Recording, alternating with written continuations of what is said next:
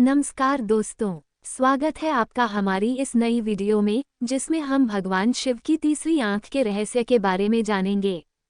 भगवान शिव को हमेशा त्रयंबक कहा गया है, क्योंकि उनकी एक तीसरी आंख है। तीसरी आंख का मतलब यह नहीं है कि किसी के माथे में दरार पड़ी और वहां कुछ निकल आया।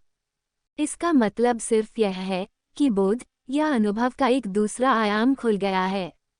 दो आंखें सिर्फ भौतिक चीजों को देख सकती हैं। अगर मैं अपना हाथ उन पर रख लूं, तो वे उसके परे नहीं देख पाएंगी।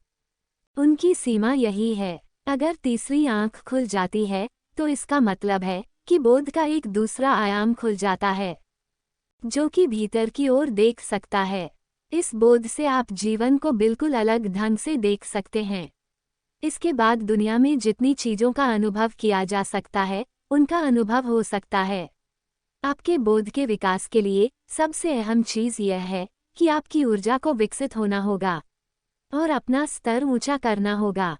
योग की सारी प्रक्रिया यही है कि आपकी ऊर्जा को इस तरीके से विकसित किया जाए और सुधारा जाए, जिससे कि आपका बोध बढ़े और तीसरी आंख खुल जाए। तीसरी आंख दृष्टि की आंख है और दोनों भौतिक आंखें सिर्फ आपकी इंद्रियां हैं। ये मन में तरह तरह की फालतू बातें भरती हैं, क्योंकि आप जो देखते हैं वह सच नहीं है।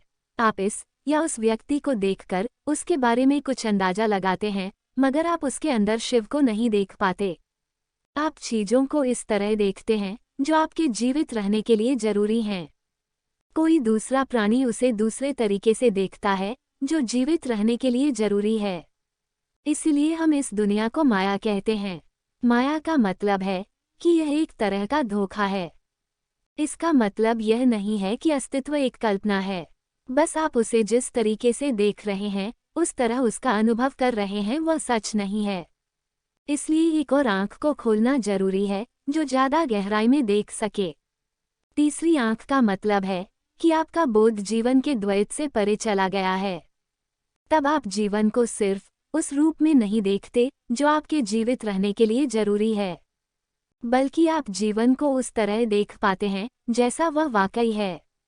हाल ही में एक वैज्ञानिक ने एक किताब लिखी है, जिसमें बताया गया है कि इंसानी आंख किस सीमा तक भौतिक अस्तित्व को देख सकती है। उनका कहना है कि इंसानी आंख भौतिक अस्तित्व का सिर्फ 0.000001% देख सकती है। इसलिए अगर आप दो भौतिक आंखों से देखते हैं, तो आप वही देख सकते हैं जो सामने होता है। अगर आप तीसरी आंख से देखते हैं, तो आप वो देख सकते हैं जिसका सामने आना अभी बाकी है और जो सामने आ सकता है। हमारे देश और हमारी परंपरा में ज्ञान का मतलब किताब पढ़ना, किसी की बातचीत सुनना या यहाँ वहाँ से जानकारी इकट्ठा करना नहीं है। ज्ञान का मतलब जीवन को एक नई दृष्टि से देखना है। किसी कारण से महाशिवरात्रि के दिन प्रकृति उस संभावना को हमारे काफी करीब ले आती है। ऐसा करना हर दिन संभव है। इस खास दिन का इंतजार करना हमारे लिए जरूरी नहीं है, मगर इस दिन प्रकृति उसे आपके लिए ज्यादा उपलब्ध बना देती है। अगर आपको हमारी वीडियो पसंद आती है, तो हमें सपोर्ट करने के लिए हमारे चैनल को सब्सक्राइब करें, वीडियो को लाइक करें और दोस्तों के साथ शेयर करें।